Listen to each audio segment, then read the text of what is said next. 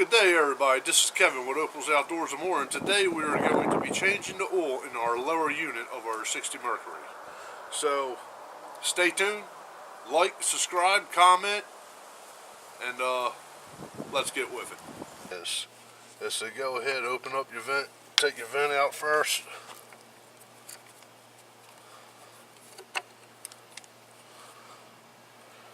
Now I got a little leak in a seal inside there. That's my vent.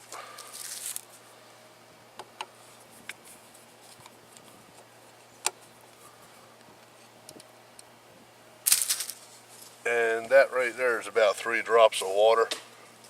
The yellow stuff coming out of there. But it's not a whole lot of water in there, but it don't take much water to make much of a mess. And you see this mess right here. This is terrible, man.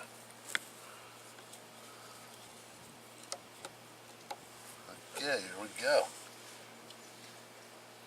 There you go, got it. Now this is one long day of running it on the river.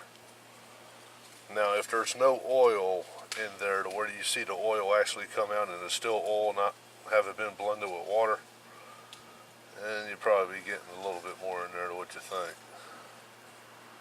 I see a little string on the back side of where it's all oil, some oil that's not mixed in with water.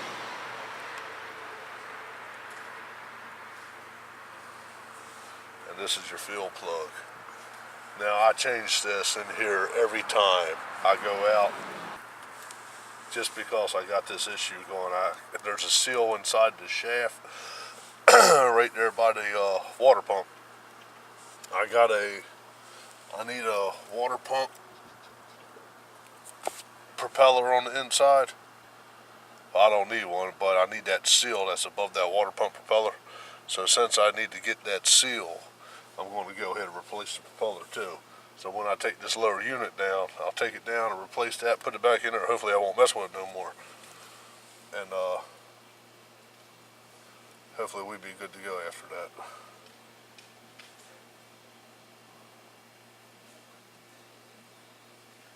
Time. Now when I go to fill this up, I'm going to shove my bottle tip up in here and push it up. It's going to come out of here first or here, one of the two. Then you go ahead, start coming out of one on, plug it up, or keep on going till it pushes the water and crap out till you get clean oil. The proper way to fill the lower units from the bottom, not the top. Because if you put that screw back in the bottom and push it in here, you won't never get all the air out there. And that's bad.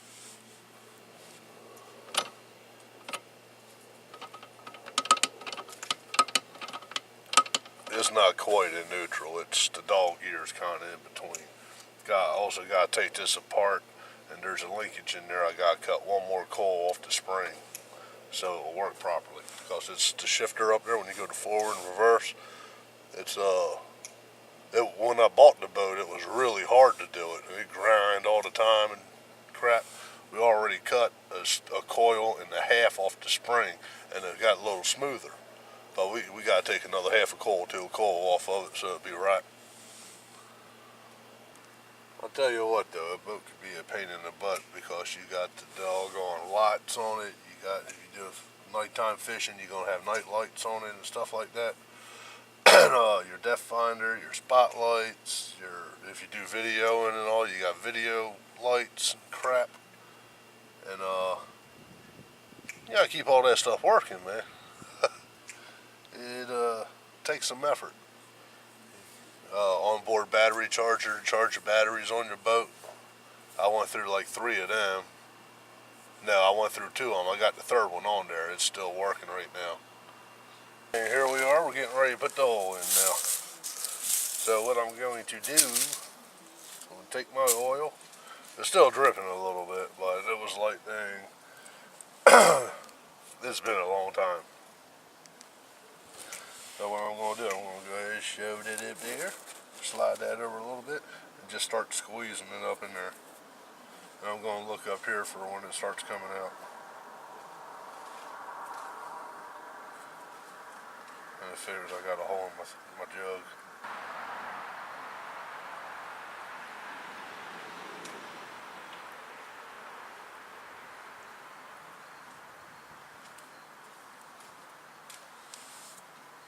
Okay.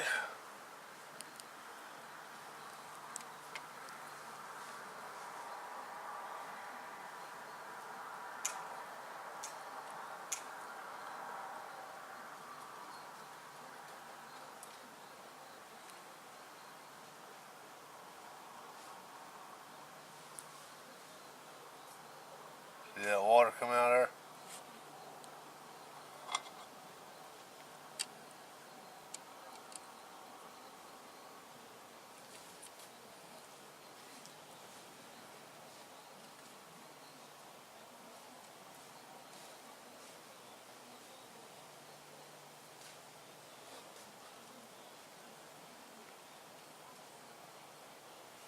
So oily. It's hard to get the hold of the thing.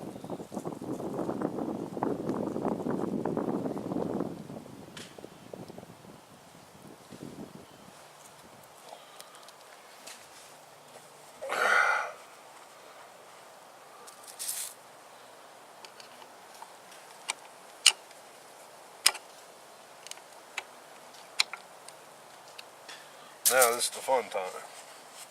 I gotta get this one in down here.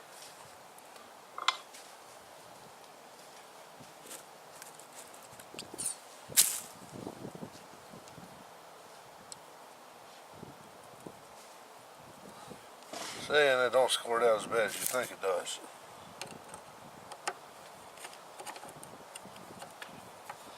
Yeah, tweak that.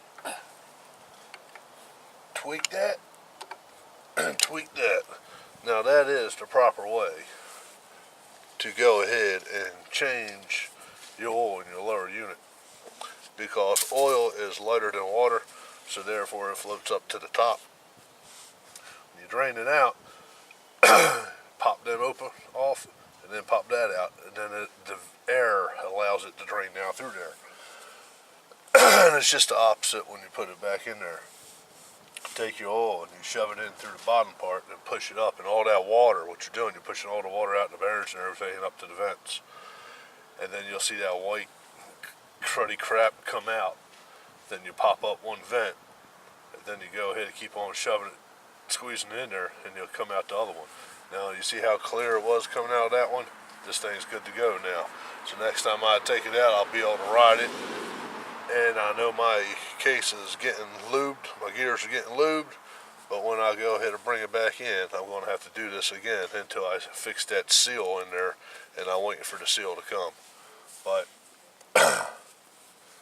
that's a whole nother video. Go ahead and wipe this all off real good, get this crap all out of here. I reckon if you want, you can spray it down with carburetor cleaner.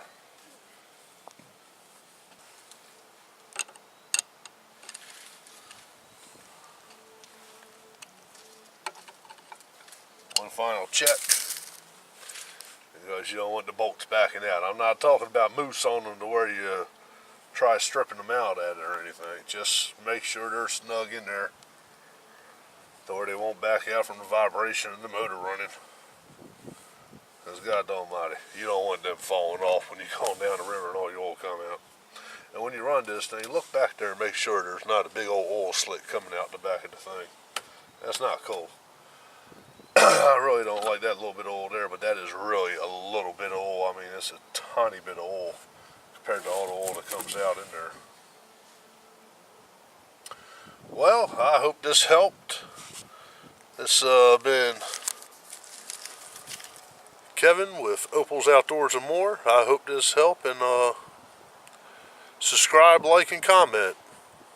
Have a great day.